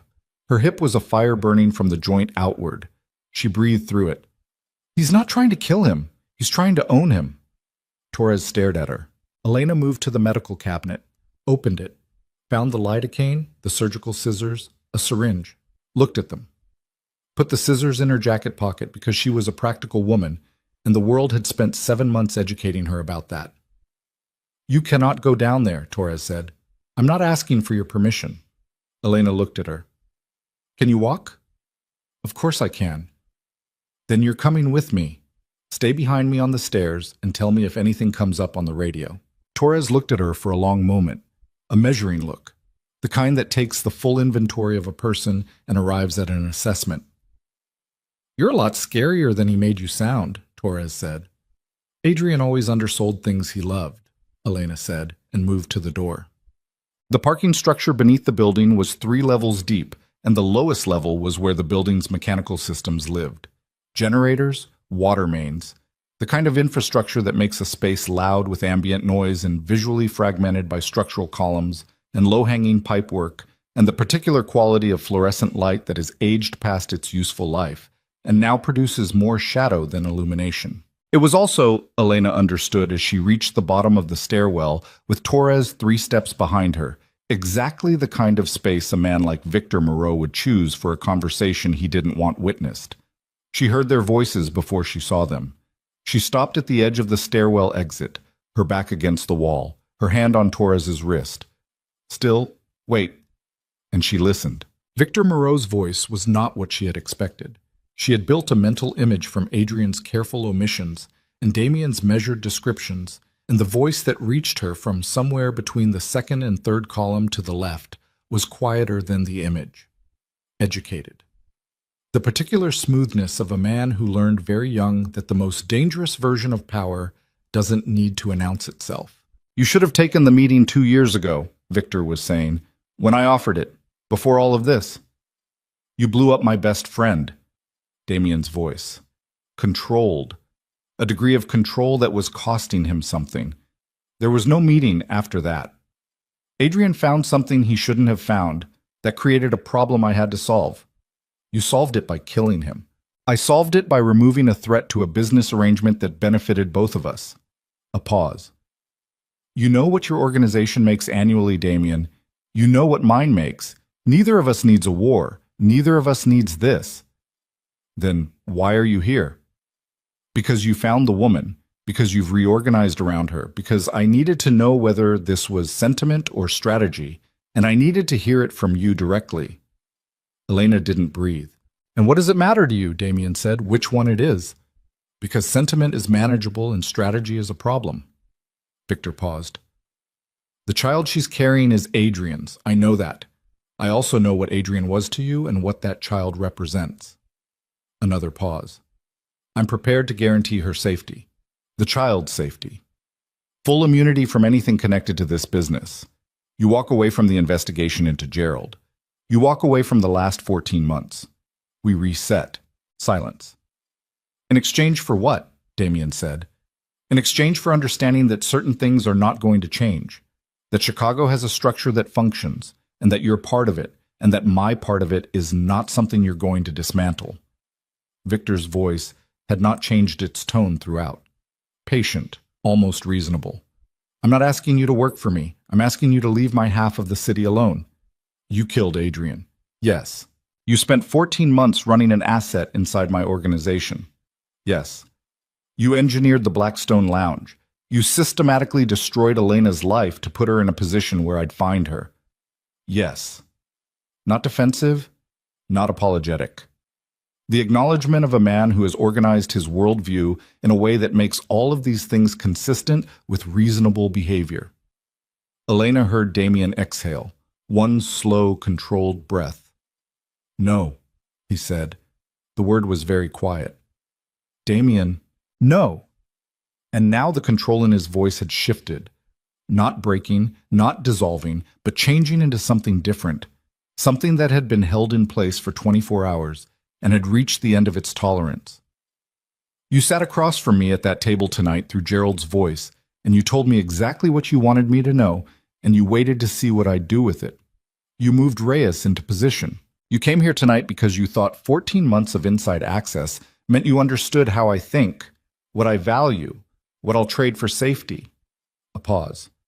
"You don't know me. I know you well enough. You know my routes. You know my schedule. You know my financial structure and my security rotation." His voice was very steady. "You don't know what I'm willing to burn down to end this." The silence that followed was different from the ones before it. Elena felt Torres's hand close around her wrist. Not a warning. Something else, something involuntary, the grip of a person bracing. "That's a very expensive sentence," Victor said. "I know what it costs. The woman, the child, are not leverage." And now there was something in Damien's voice that was not the controlled professional register and was not the raw emotional undercurrent she had heard in private moments. It was something past both of those, something that had been compressed for a very long time under enormous pressure and had finally found the conditions for its release. "Don't say their names. Don't put them in the same sentence as what you're offering me. Don't." And then something happened very fast. A sound, movement, from somewhere to her right, from an angle she hadn't been watching. And Torres pulled her back hard against the wall, and Elena's shoulder hit the concrete, and she bit down on the sound the impact wanted to produce, because Torres was already moving, radio up, saying something clipped and compressed, and from the direction of the voices there was a crash, metallic, something heavy, hitting something structural, and then the specific sound of two bodies in the same space making decisions about each other with the kind of velocity that leaves no room for language. Elena pressed herself against the wall. Her hand was on her stomach. The baby was very still. She made herself breathe.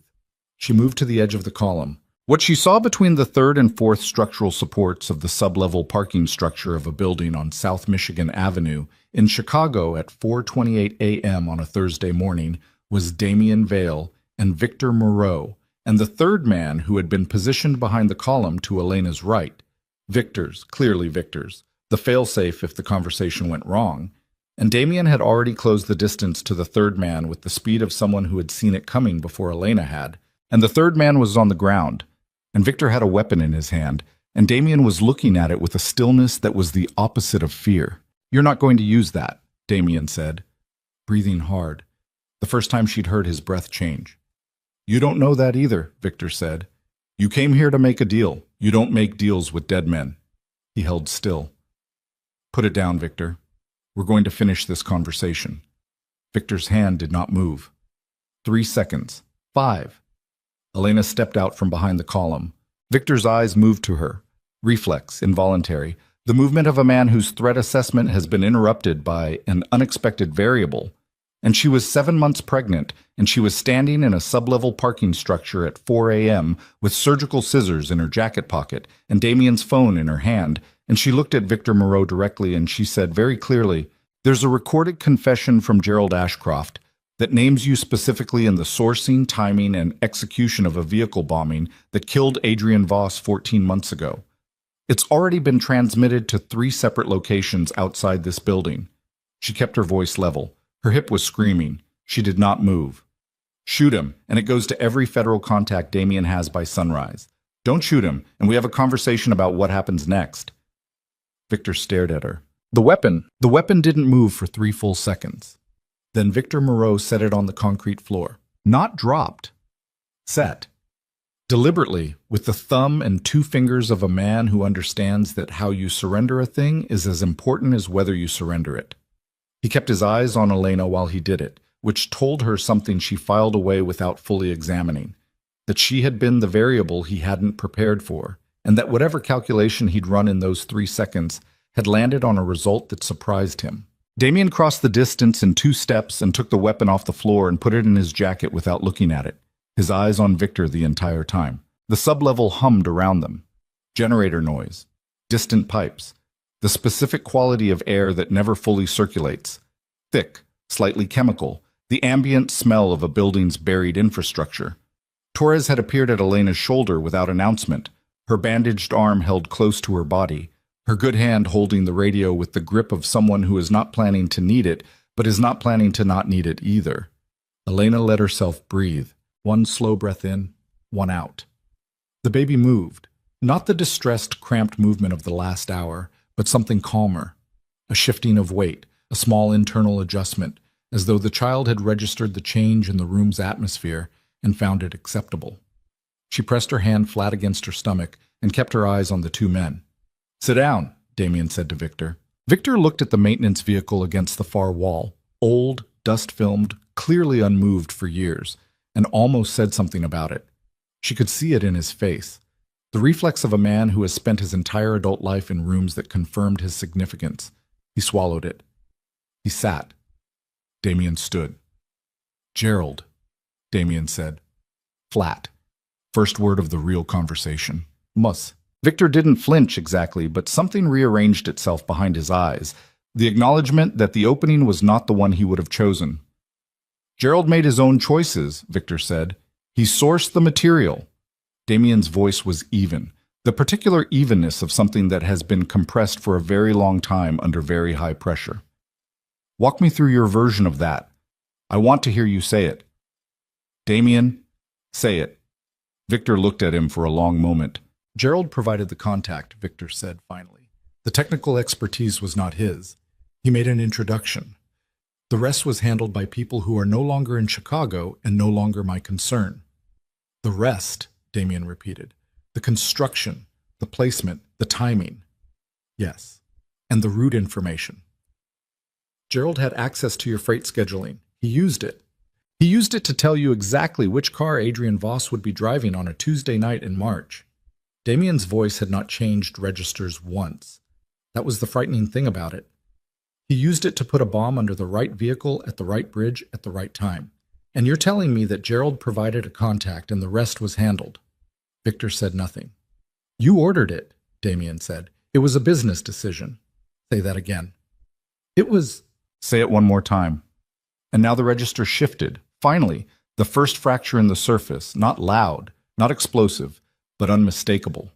The sound of something that has been held in place by sheer disciplined force for 14 months and has run out of the kind of patience that was always finite. Adrian Voss was 29 years old. He had been in this city for 6 years. He had never in 6 years taken an action against your organization. He found evidence that someone inside my operation was compromised, and he was going to bring it to me, and you decided that made him a threat, and you had him killed. A pause. "Tell me that was a business decision one more time." Victor held his gaze. He was not, Elena realized, a stupid man. He was not a man who would make the mistake of speaking now. He had the intelligence to understand that what Damien was doing was not losing control, that the shift in his voice was not weakness, but the opposite, was the sound of a man who has already decided the outcome and is giving his opponent one final opportunity to understand what they're facing. Victor understood. He said nothing. Damien reached into his jacket, not for the weapon, for his phone. He unlocked it, pressed something, and set it on the hood of the maintenance vehicle face up between them. "Gerald Ashcroft's full confession," he said, "recorded this afternoon, names you by name 17 times, details the technical sourcing, the route leak, and the specific conversation in which you instructed him to ensure Adrian Voss could not deliver his evidence." He paused. "It's been transmitted to 3 external locations, as Elena told you. It's also been received and acknowledged by a federal contact who has been waiting for actionable material on your operation for 2 years. He picked the phone back up. "What happens next with that material depends entirely on what you do in the next 10 minutes. Victor looked at the phone, looked at Damien, looked, briefly, at Elena across the parking structure. Then he looked back at Damien and did something she hadn't expected. He exhaled. Long, controlled, the breath of a man releasing something he has been carrying for long enough that the act of setting it down feels unfamiliar. "What do you want?" Victor said, not negotiating anymore. "Asking. Everything," Damien said simply. The financial structure, the supply chain documentation, the names of every compromised official in your network going back 5 years, the accounts, the properties, all of it, signed over, documented, transferred to people I designate. He paused. You walk out of Chicago with what's in your pockets. You don't come back. You don't rebuild. You don't contact anyone still in this city. You become someone who used to matter here and doesn't anymore. You're asking me to disappear. I'm telling you what you're going to do. Damien's voice had returned to its baseline, level, unhurried, the voice of someone for whom this outcome was settled some time ago, and the conversation has simply been the necessary process of arriving at it. The alternative is the federal contact receives the full package tonight, and you spend the rest of your life in a room deciding whether to cooperate with people who will be very interested in everything you know. Victor was quiet for a very long time. The generator hummed.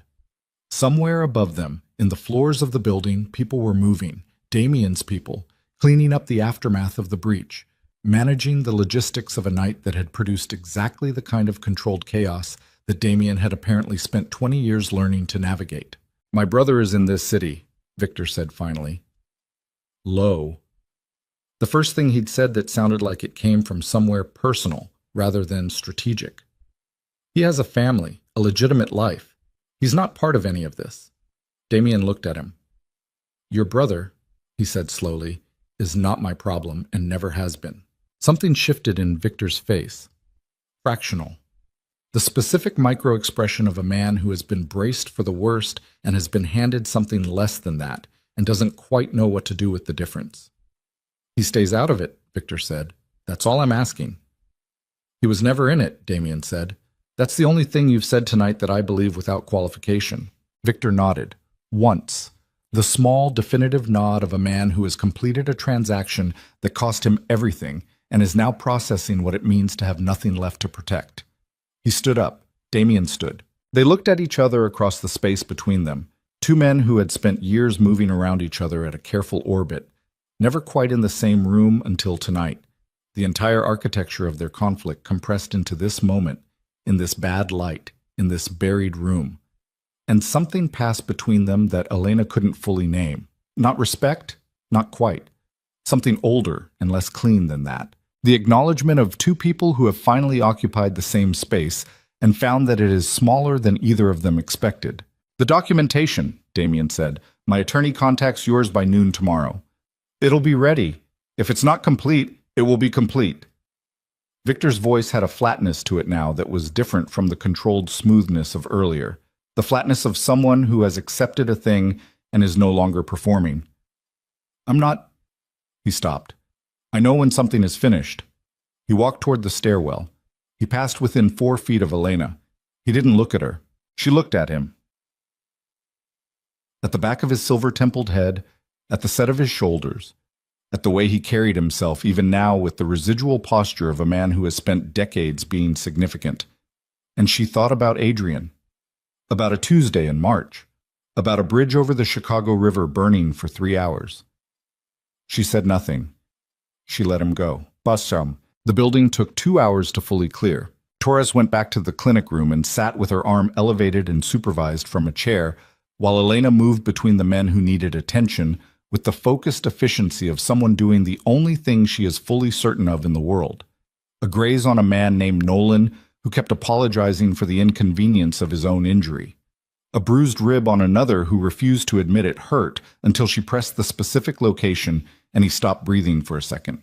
She worked without talking much, without asking for information she didn't need for the immediate clinical task, and the men let her work with the particular deference of people who understand they are in the presence of someone who knows what they're doing. Damien appeared in the doorway of the clinic room at 5:30. She was packing supplies back into the cabinet with her back to him. She heard his footsteps and knew them, had apparently learned them in 36 hours, the specific weight and cadence of them, which was information she would process later. Nolan's going to need an X-ray, she said without turning. I don't think it's displaced, but I can't confirm that without imaging. The graze on his arm is clean. I've dressed it. It'll be fine. Okay. Torres should be monitored tonight. The wound is clean, but she lost more blood than she wants to admit, and her blood pressure is... Elena. She stopped moving. Turn around, he said. She turned around. He was standing in the doorway with his jacket off and his shirt untucked, and a cut above his left eyebrow that had bled and dried and that she hadn't seen before because the light in the parking structure had been too poor. He looked, and she searched for the precise word and found it: diminished. Not weak, not defeated, just smaller than the space he'd been occupying for the last 12 hours, as though the thing that had been keeping him at full extension had finally been permitted to release, and without it he was just a person. A tired, worn, 41-year-old person standing in a doorway at 5 in the morning with dried blood on his face. She crossed the room and took his chin in her hand and turned his head toward the light. He let her. She cleaned the cut with the focused attention she gave everything clinical, not gentle exactly, but careful, precise. He sat on the edge of the supply table and held still and watched her face while she worked the way he'd watched her when she'd looked at Torres's arm, the close attention of someone cataloging information they're not sure yet how to use. "It doesn't need stitches," she said. "Okay. It's going to bruise." "Okay." She pressed a clean piece of gauze against it and held it. His hand came up and covered hers, not moving it, just there. Warm. The specific warmth of a hand that has been doing difficult things in a cold building for several hours and is now, for the first time, still. She looked at him. He looked back at her. "It's over," he said. Not a question. "Is it?" "Victor will comply. He doesn't have another move." He paused. "Gerald is in the secure room. I have his full confession on record. My attorney will begin the asset transfer process this afternoon." A pause. "Reyes?" He stopped. She waited. "I don't know what to do about Reyes," he said. And it was the most unguarded sentence she had heard from him in 36 hours.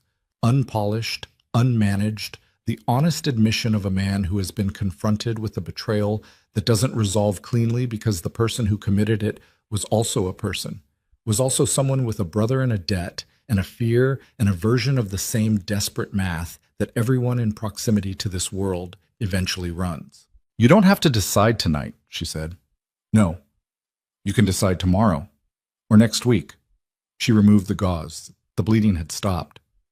"Some things don't have a right answer. They just have the answer you can live with." He looked at her for a long moment.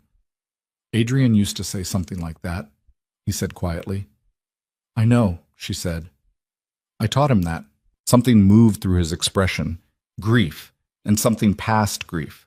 The complicated compound that forms when loss and everything that grew alongside it, and despite it occupy the same space. His jaw tightened once. Released. "Go home," he said. "You need to sleep." "This is your home." "Then go to your room, the East Wing, the room you were in last night." He looked at her steadily. "You can leave tomorrow if you want to. You can decide what you want to do and where you want to go, and I will help you do it, whatever it is. But tonight, just sleep." She looked at his face, the cut above the eyebrow, the exhaustion that had finally been permitted to show. The careful distance he was maintaining even now, sitting close enough to touch, because some part of him had decided that distance was the thing he owed her.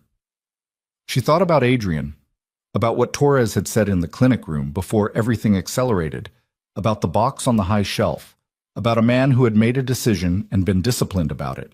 She thought about herself, about 7 months of running, about the particular kind of tired that comes from surviving alone for long enough that you forget survival was supposed to be a means and not the end.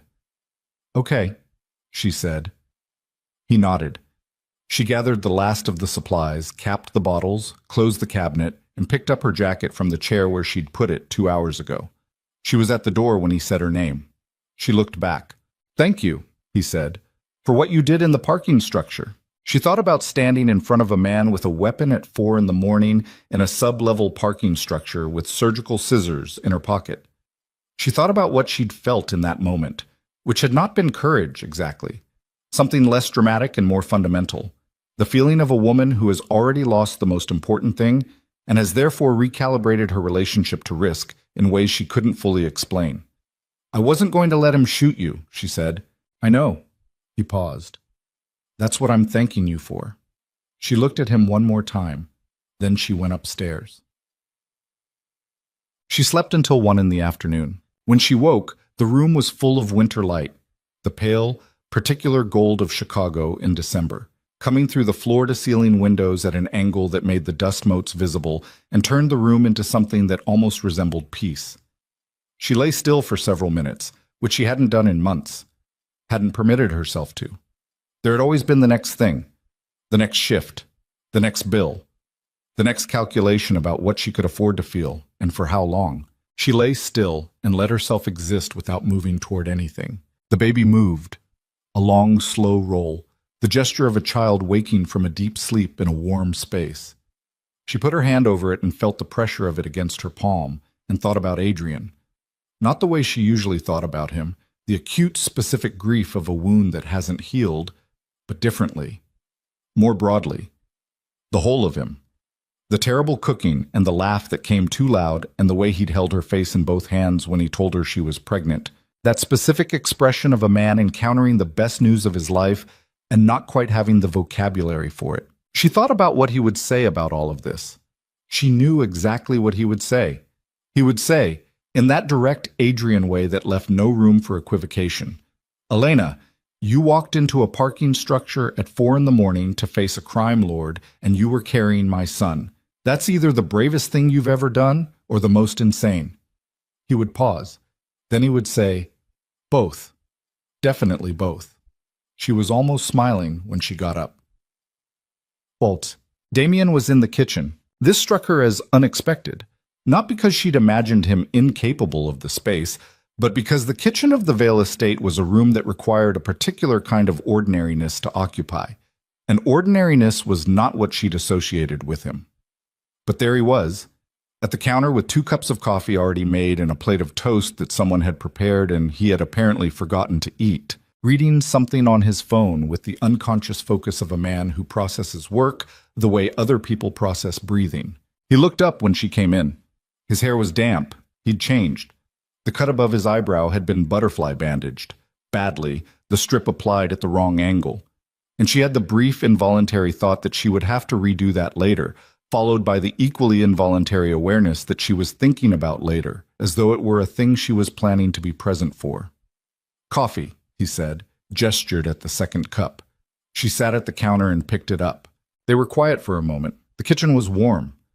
Outside, Lake Michigan was visible beyond the bare trees, slate gray and vast, moving in long, slow swells under an overcast sky. "My attorney called an hour ago," Damien said. "Victor's documentation has already started transferring. He worked through the night." He set the phone down. "It's more than I expected. His financial network is more complex than my intelligence suggested." A pause. "It'll take weeks to fully process. But it's legitimate. It's real." "He's actually gone," Elena said. He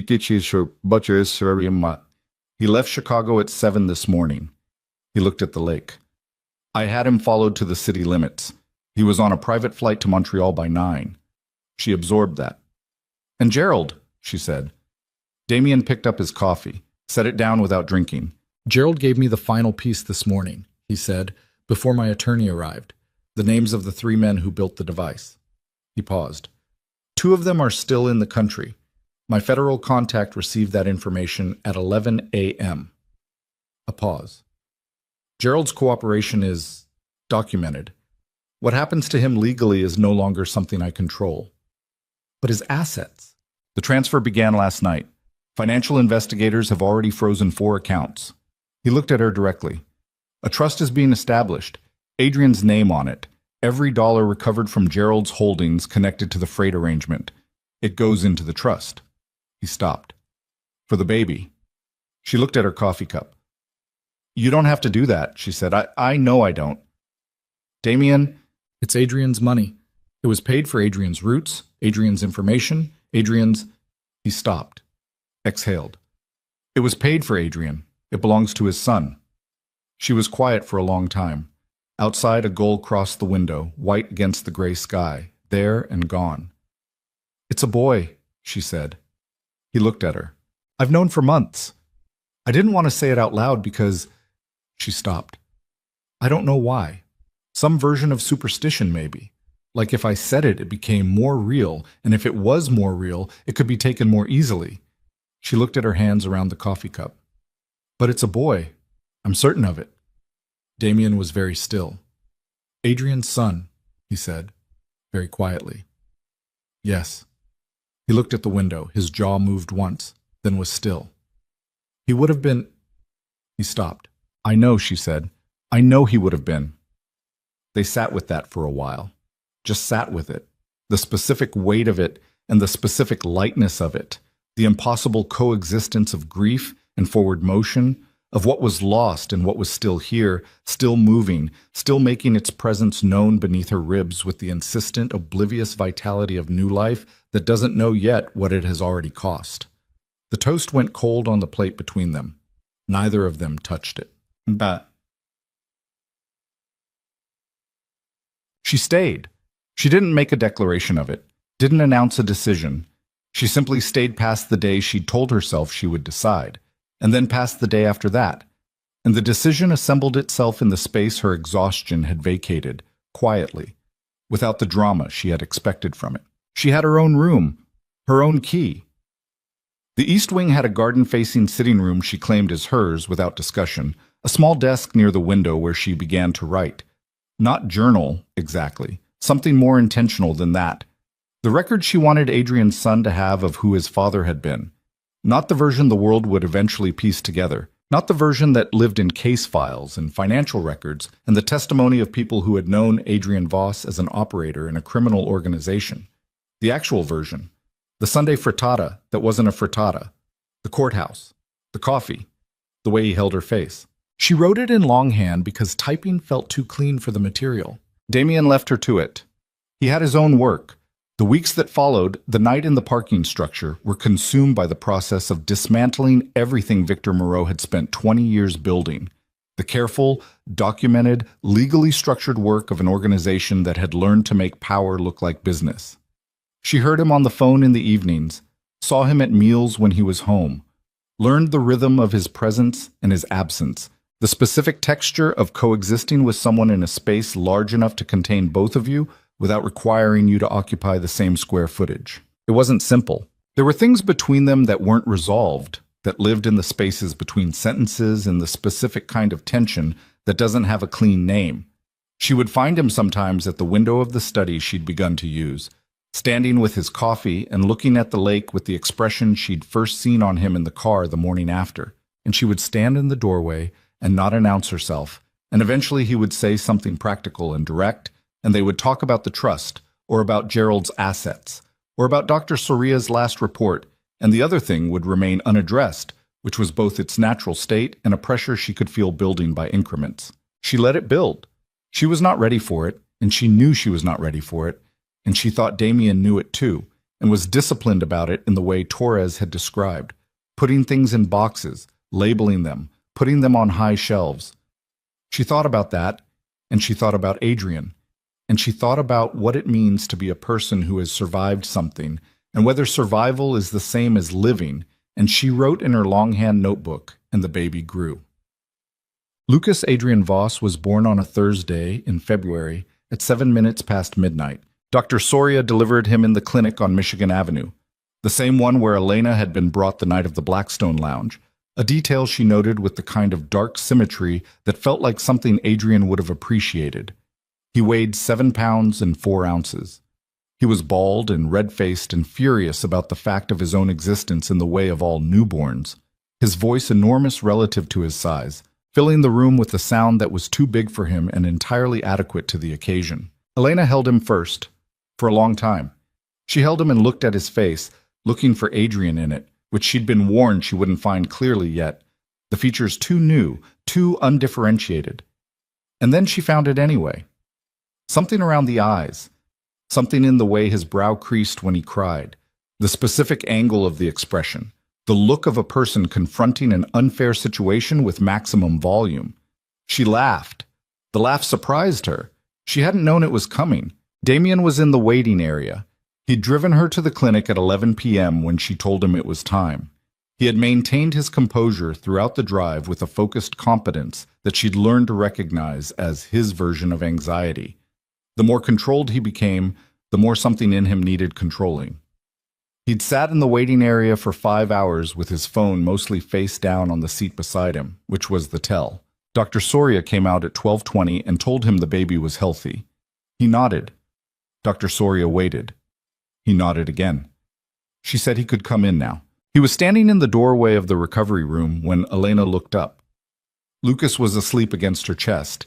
The enormous fury subsided, his face smoothed into something approaching serenity by the fundamental animal comfort of warmth and proximity.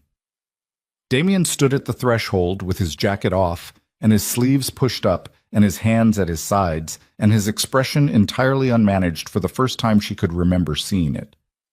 "Come in," she said. He crossed the room. He stood beside the bed and looked at the baby with the expression of a person encountering something they have been steeling themselves against feeling and have failed, comprehensively, in the endeavor. "Do you want to hold him?" she said.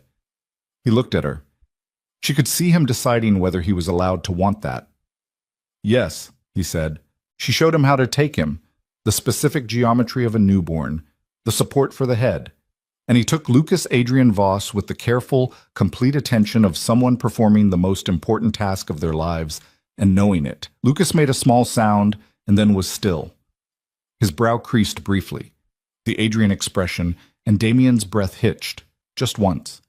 Then he steadied. He stood at the window with the baby while the city outside was dark and quiet and the lake was invisible beyond it, and Elena watched him from the bed and felt the particular weight of the moment. All the weight of everything that had brought them here, the blood and the loss and the parking structure and the 14 months of Heiress and the bomb on the bridge in March and the courthouse coffee and the terrible frittata, all of it compressed into this room, this window, this man holding a child who had arrived on the other side of all of it. "He has Adrian's frown," Damien said quietly. "I know. He's going to use it constantly." "I know." She paused. "Adrian did." Damien looked at the baby. Something in his face had settled, not resolved, not simplified, but settled, the way water settles after it's been disturbed, finding its own level, becoming still without becoming shallow. "I'm going to tell him about his father," Damien said. Not to her exactly, to the room, to the dark window. "When he's old enough, the real version, not the version that makes it easier." "I know you will," she said. He looked at her. She held his gaze across the room, across the bed and the dim light and the particular intimacy of a space where something enormous has just happened, and both people in it are still finding the shape of what comes next. She was not ready to say the thing that was in the room between them. Not tonight. Tonight was for Lucas, and for Adrian's name said quietly in a window, and for the simple fact of having arrived at a morning that once seemed impossible to reach. But she thought he knew she was still there. She thought he understood that still being here was not nothing. "Sit down," she said. "You've been standing for 6 hours." He looked around, found the chair, pulled it close to the bed, and sat with the baby still held against him with that careful, total attention.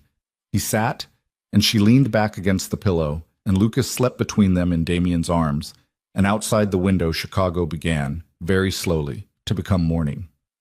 Gray first, then gold. The lake appearing out of the dark by degrees, its surface cold and vast and indifferent to everything the city had survived, moving in long, slow swells the way it always moved, the way it had moved before any of them existed and would move after. Lucas made a small sound in his sleep. Damien adjusted his hold, automatically, the instinct already formed in the short time he'd been holding him, and the baby settled again. Elena watched. She thought, this is what it looks like on the other side. Not clean, not simple, not the resolution that erases the cost of getting here, but real. The complicated, imperfect, ongoing real of people who have survived something together and are now sitting in a hospital room at dawn trying to figure out what that means. She thought about Adrian. She thought, I'm going to be okay. I think we're going to be okay. She didn't know if that was a message to him or to herself or to the room or to the child sleeping in the arms of the most dangerous man in Chicago, who was sitting very still in a plastic hospital chair, trying not to wake a newborn, which was somehow the most human she had ever seen another person be. She closed her eyes.